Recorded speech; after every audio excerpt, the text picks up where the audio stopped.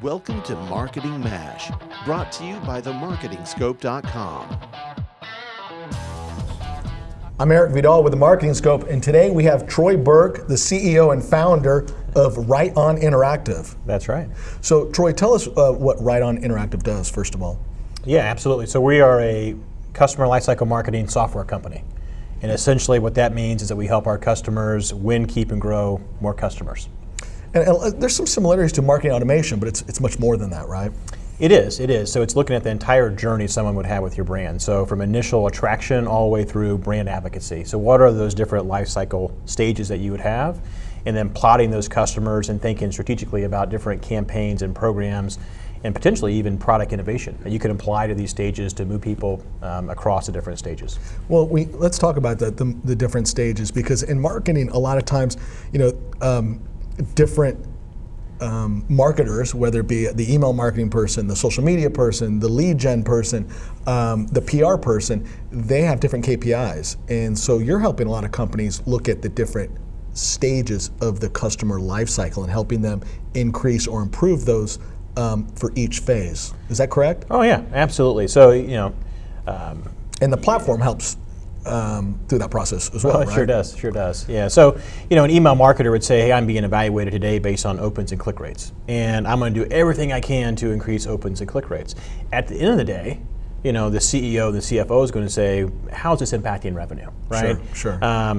Or you might have the PR folks that are saying, hey, we're doing a lot of stuff to drive a lot of awareness, we're getting some new leads in the door, but it's like, are those leads converting? So lifecycle marketing is taking those disparate tactical execution components that you have and then pulling into a central data warehouse. And then you're able to track stage movement that maybe I drove about a bunch of leads, but they didn't move. Mm-hmm. Was that worth it? Yeah. And if you're simply driving a bunch of leads and that's how you're being measured, but you're not converting more folks, it's sort of a lost cause. So it's customer lifecycle marketing is all about the efficiency of moving people through this customer lifecycle, shrink the duration, increase the conversion, enhance the customer experience. Yeah. So every company has different stages, right? Can you outline maybe a couple of companies you've worked with recently and maybe tell us a little bit about their stages and how maybe it can apply to our audience? So B2B, you're going to absolutely have folks that are prospects, and then you're going to have customers. Mm-hmm. So everyone's going to have two stages, right? Yeah. And the gate criteria is when you sign a contract, you move. Nothing happens until it happens. But traditionally in the B2B example, they have a CRM system, right? And they're tracking a lot of their leads in there. The salespeople have the sales activity, they're recording phone calls, they're creating opportunities. So for the most part, you're going to have 3 or 4 lead stages, right, that you're going to have. Sure. And the criteria would be that folks raise their hand, they show some type of level of engagement, maybe they become marketing qualified, the salesperson would create an opportunity in the CRM system and say this is a qualified opportunity, so it's a sales qualified lead. And maybe just those behaviors, that's what moves someone from the different stages. On the customer side, it depends on what business they're in, right? And so there's a whole host of different ways you could think about scoring your customers. It could be based on purchasing data, it could be based on consumption data, it could be based on different events that transpire or milestones in that relationship.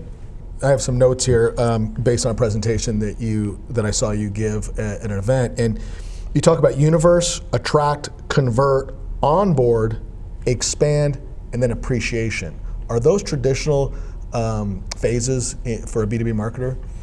They are. I mean, I think that people go through those different stages and phases. The names may be different. And the number of stages may be more or less depending on someone's business. But when you think about the first stage, universe, that may be anyone to my database. And it's not just email opt-ins, but it's big names, companies, and people that are in my database. Maybe they're not engaging with me at all, right? So they're just in there. And if you want to try to engage that audience, what are you going to do?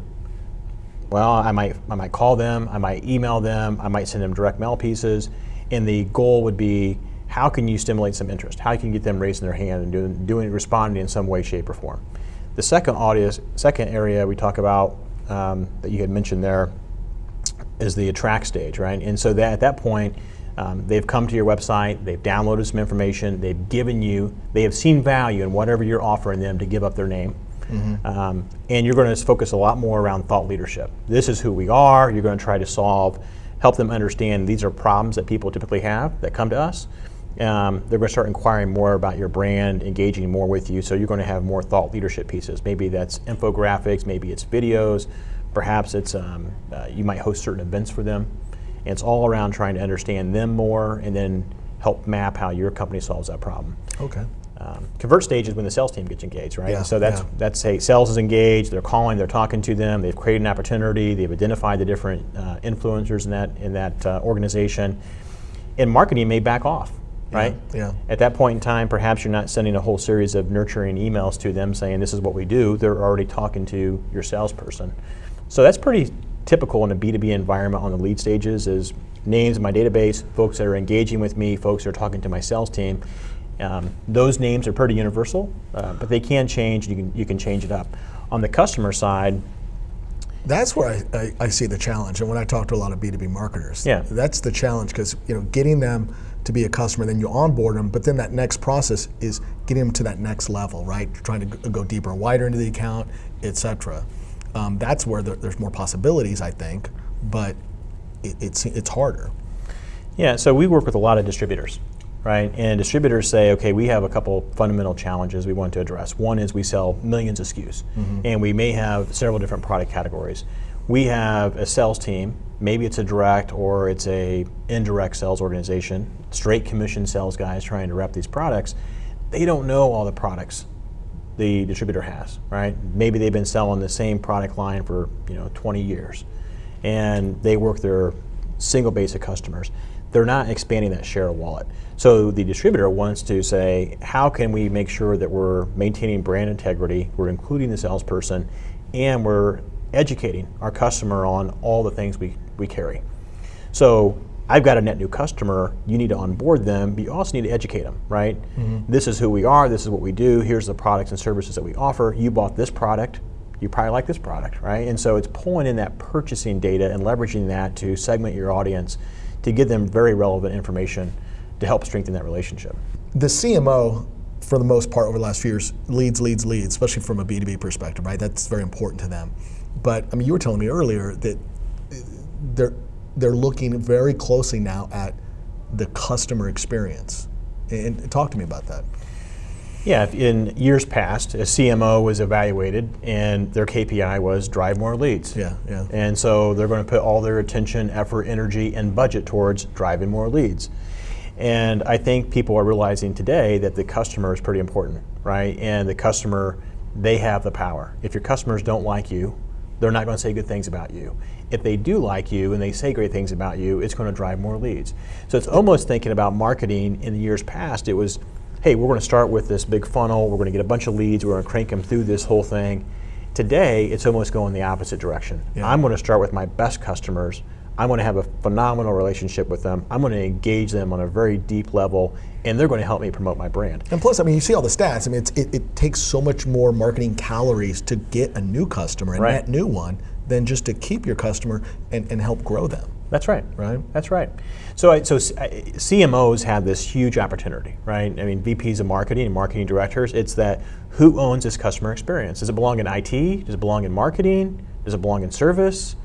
And marketing has a chance to sort of own this. And it's the communication, it's the relationship, it's tracking all this information.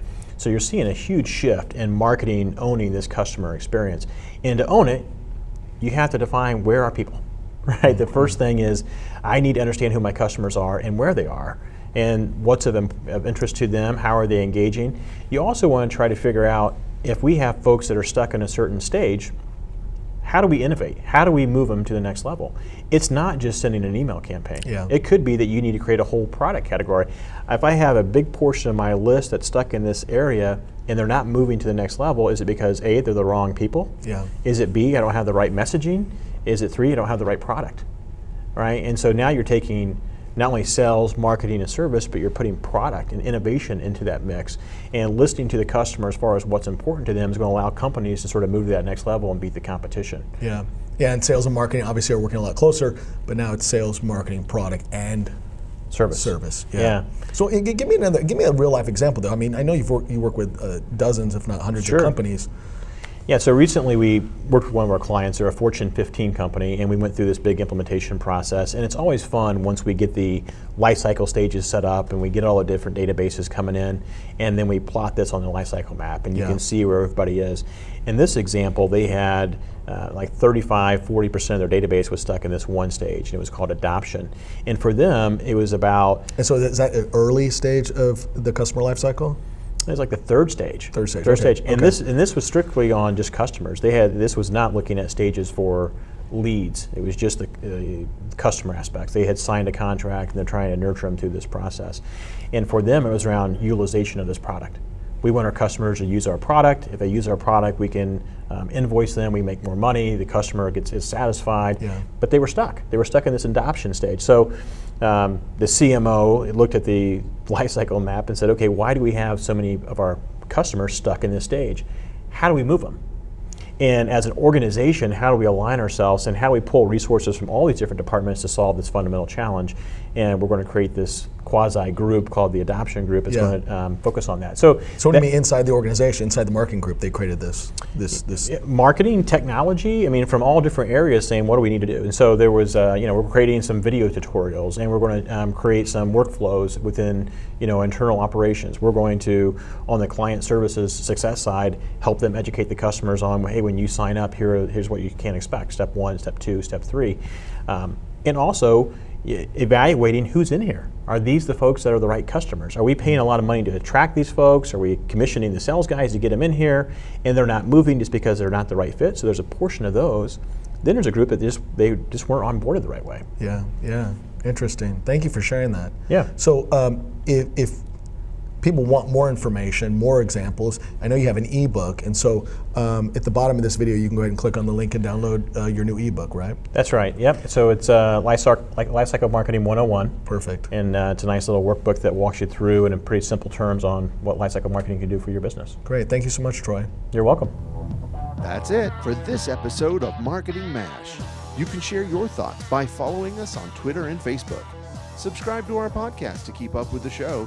And of course, you can always find us by visiting themarketingscope.com.